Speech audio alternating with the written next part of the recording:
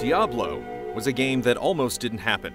Thanks to a few lucky connections, a chance meeting with Blizzard, and financial support during dire times, one of the most definitive action role-playing games got to see the light of day.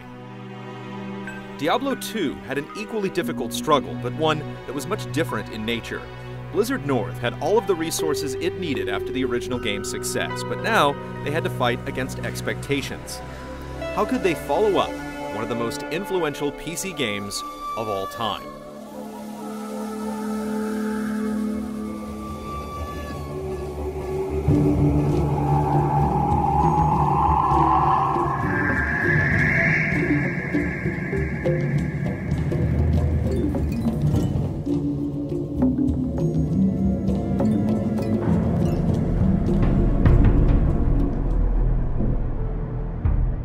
In a post-mortem feature written by senior designer Eric Schaefer and posted on Gamasutra, he describes the last 4 months of Diablo's development as a grueling crunch, during which the entire team struggled to stay on schedule.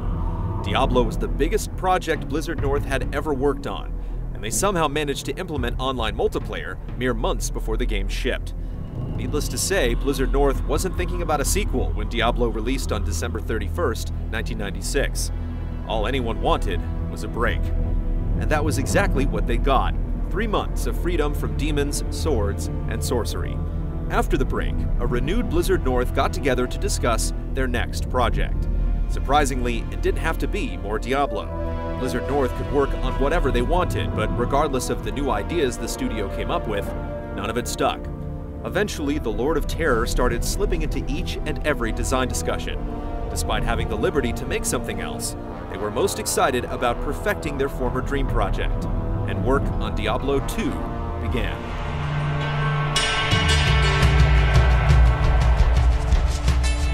According to Eric Schaefer, Diablo 2 never had an official, complete design document.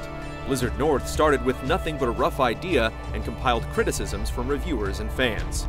The general goal was to keep Diablo largely the same, but make it bigger and better in every way. One of the most obvious ways they accomplished this is through the addition of new classes. Instead of the warrior, rogue, and sorcerer, Diablo 2 features the barbarian, Amazon, paladin, necromancer, and sorceress. While the barbarian and sorceress are fairly analogous to the warrior and sorcerer in the original Diablo, the others are more unique. The Amazon, for example, is quite effective with the bow, but is also adept with spears and javelins. Regardless of which class players choose, Diablo 2's new skill system offers far more flexibility than the first game. Skills not only make classes distinct from one another, but also allow for variety amongst players of the same class.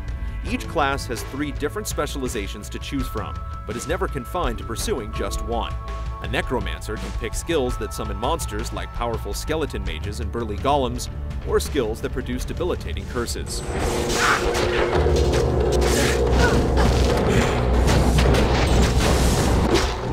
Out of all of Diablo 2's additions, the new skill system is arguably the most significant, since it grants so much versatility.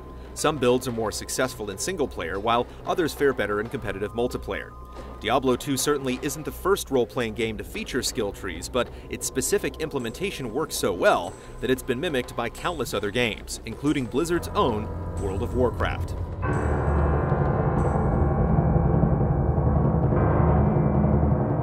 Gems offer another way to improve your character. There are 5 different types of gems that give different bonuses depending on the category of item they're placed into. Rubies add fire damage when combined with the weapon, but offer additional health when placed in a piece of armor. In the original Diablo, players have to hope they stumble upon sufficient gear, since equipment stats are largely randomized. With gems, players have a greater degree of control. Of course, why does gear matter at all if it doesn't look appropriately mighty? Although equipment does change a character's appearance in the original Diablo, it only happens in the most basic way. Essentially, each class has 3 different armor looks: a basic look with standard clothes, a medium armor look, and a heavy armor look. Diablo 2 allows for far more specific styles, since the best piece of equipped gear doesn't determine a character's overall appearance. Every single item looks like its respective type on a character, allowing for thousands of combinations. While not quite as varied as the items, Diablo 2's world is much more diverse than that of its predecessor. Whereas the original game has a lone town and 4 different tile sets for dungeons, Diablo 2 is split into 5 acts, each act having its own town, connecting with various environments and dungeons, as well as unique characters and quests. Act 1 features corrupt rogues in an ancient burial ground, while much of Act 3 is set in a swamp filled with Aztec and Mayan-inspired ruins, frog demons, giant mosquitoes, and tentacle beasts.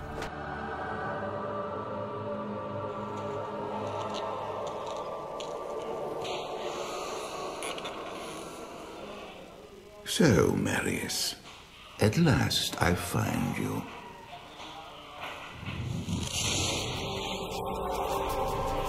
Tyrael, yes.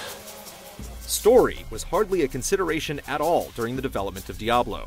Key characters such as Deckard Cain, King Leoric, and Prince Albrecht weren't fully fleshed out until much later on after Blizzard's insistence for a more realized world. With Diablo 2, the story became a priority at the outset. The first game kept things relatively simple: descend into hell and vanquish the Lord of Terror. Diablo 2 not only pits players against Duriel and Indariel, lesser evils of hell, they also have to face Diablo's brother, Mephisto. However, no new character is more important than Tyrael. An archangel with wispy, glowing wings, Tyrael is sympathetic to the suffering of humans and aids players in returning the world to order after Diablo regains his true form.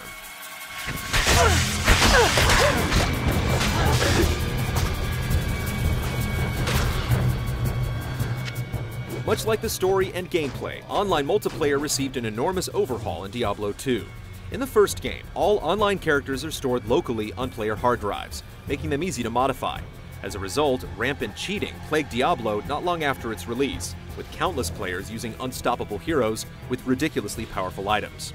In an effort to stop such a thing from happening in Diablo 2, multiplayer has both open and closed realms. In closed realms, characters are stored on Blizzard servers, making them much more difficult to access.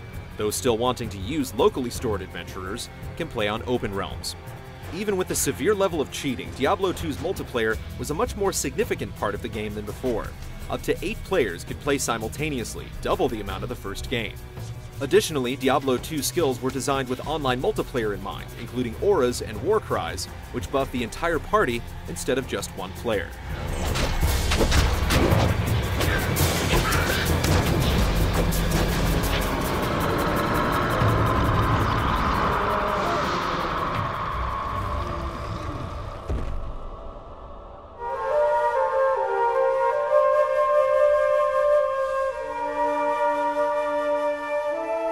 Even with all of Diablo 2's improvements and new additions, Blizzard North found time to include a secret referencing the original Diablo's famous urban legend.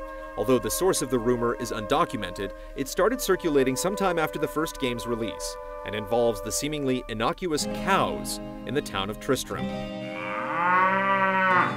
Yep, that's a cow all right. The story goes that if players click a specific cow a certain number of times, a mysterious portal will open that leads to a realm of bloodthirsty bovine warriors. It was completely made up, but that didn't stop fans from inundating Blizzard with calls, emails, and letters hoping for confirmation of the level's existence.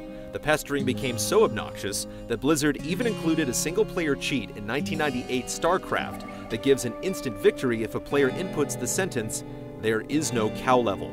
Deciding to pay homage to the myth, Blizzard North created a secret cow level for Diablo 2. To access it, players have to combine Wurt's Leg with the Tome of Town portal while standing in the Rogue encampment in Act 1. After doing so, a red portal will appear that transports players to a small area filled with hell bovine, bipedal cattle brandishing two-handed axes that constantly emit a dull, monotone moo.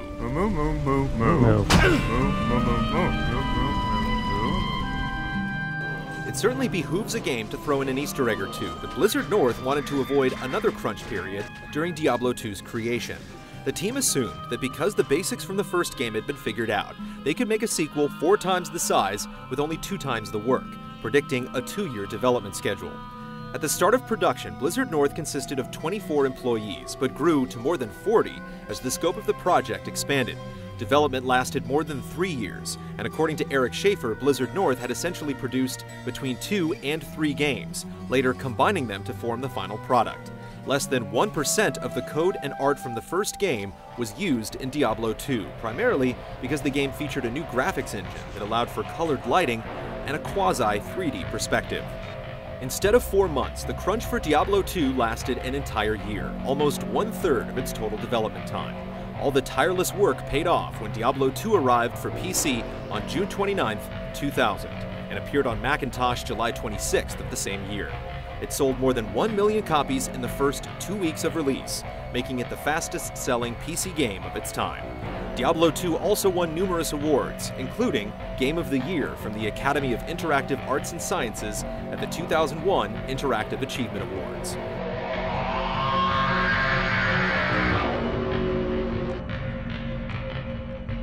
Despite the massive success, Blizzard North didn't have time to rest on its laurels, releasing Diablo 2's one and only expansion on June 27, 2001, almost exactly a year later.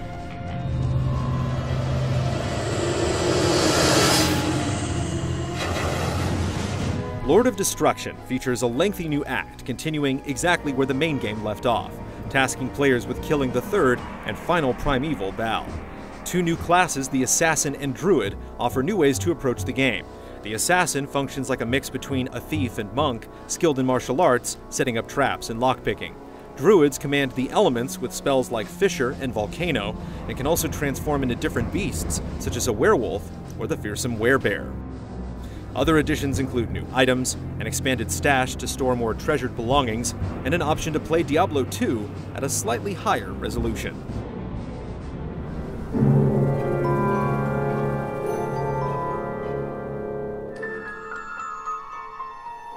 In the wake of overwhelming success, Diablo 3 seemed almost inevitable. Yet for years, fans heard nothing about the sequel, and rumors about the game's development started becoming more and more rampant. The most pervasive of these rumors involved an early build of Diablo 3 that apparently didn't meet the expectations of Blizzard's parent company, Vivendi. Kotaku reported the same information in August 2005 after hearing from an anonymous source. Adding fuel to the fire was the departure of 4 key members in June 2003, David Brevik, Max Schaefer, Eric Schaefer, and Bill Roper, a senior producer at Blizzard. Fans affectionately referred to them as the Big Four, since each had been essential to Diablo's development. More bad news followed in 2005 when the entirety of Blizzard North was shut down. Vivendi's dissatisfaction with an unfinished version was eventually revealed to be nothing more than speculation. According to Eric Schaefer and Bill Roper, the real reason the Big Four left was because they weren't being listened to. After the release of Lord of Destruction, Vivendi was looking to sell Blizzard North, and the studio wanted input on the sale, specifically a renegotiation of their bonus structure. Blizzard had become more and more profitable, but staff bonuses weren't reflecting that growth. Vivendi reportedly refused to acknowledge any of their requests, which resulted in the Big Four leaving the company. The departure wasn't exactly seen as a bad thing, however. Talking to IGN in October 2003, Roper stated that Blizzard North had grown much bigger than expected, and as a result, the studio head spent more time managing the company than making games. Now, they had an opportunity to get back to what they loved. Eric Schaefer echoed Roper's sentiments in a 2012 Reddit Q&A, saying he was getting fat and lazy at Blizzard, and that leaving gave him new motivation. True to their word, the Big Four immediately founded Flagship Studios after leaving Blizzard. The company's one and only title, Hellgate London, released on October 31, 2007. In contrast to the near universal praise of Diablo and Diablo 2, Hellgate received mixed reviews. Flagship eventually shut down in 2008, and the group went their separate ways. Bill Roper would later work on titles such as Champions Online and Disney Infinity. David Brevik served as the creative director of Dungeons & Dragons Online in 2009 and is currently the president and COO of Gazillion Entertainment, the company behind Marvel Heroes. Finally, Max and Eric Schaefer co-founded Runic Games and worked on the Torchlight series. While many of the minds behind Diablo found life after Blizzard, what was in store for the seminal action RPG series? Could a new internal team replicate and improve upon a design that millions adored? Fans wouldn't get an answer until 2008, when a very different Diablo revealed itself.